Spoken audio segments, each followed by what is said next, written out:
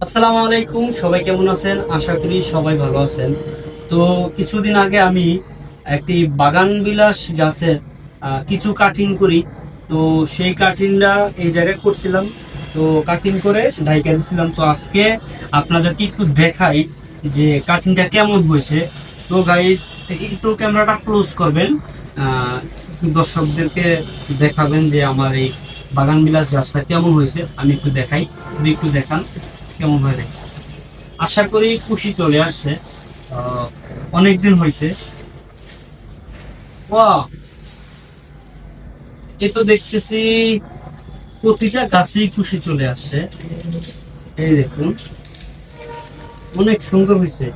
আমি একটু ডাইকা দিছিলাম কারণ গাছগুলো রোপণ করার পরেই এই কলিটাতে ডাইকা দিচ্ছি যাতে কুশিটা সুন্দর মতন আসে, বাতাসটা অক্সিজেনটা একটু আটকে দিছিলাম। তো এখন এভাবে খালি রাখলেই হবে, এখন আর কোনো সমস্যা হবে না।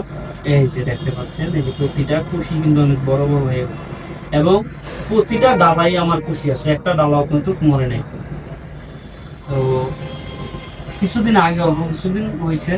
তো এটা এভাবেই রেখা দিব, দেখি কেমন হয়। তো আমার এই বাগান বিলাস গাছের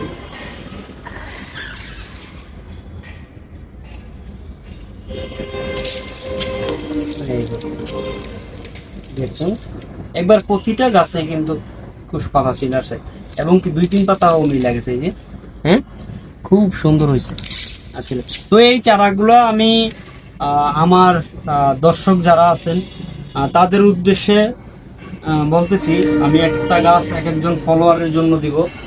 যদি আমার এই ভিডিওতে কমেন্ট করেন এবং ভিডিওটা কেমন হয়েছে জানান, আমি এই এই জায়গা থেকে চারা হইলে আমি প্রতিটা ফলোয়ারের জন্য একটি করে আমি চারা দিব। তো এখনই কমেন্ট করে ফেলুন কার কার দরকার এই বাগান বিলাস ফুলের চারা।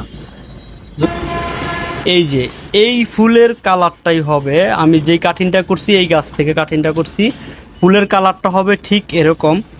তো গাইজ, যাদের আহ, এই গাছটি লাগবে তারা জলদি করে কমেন্ট করে ফেলুন এবং আমার চ্যানেলটি সাবস্ক্রাইব করে রাখুন। এরকম সুন্দর সুন্দর ভিডিও পেতে বেল আইকনটি বাজিয়ে আমাদের সাথেই থাকুন। ধন্যবাদ সবাইকে।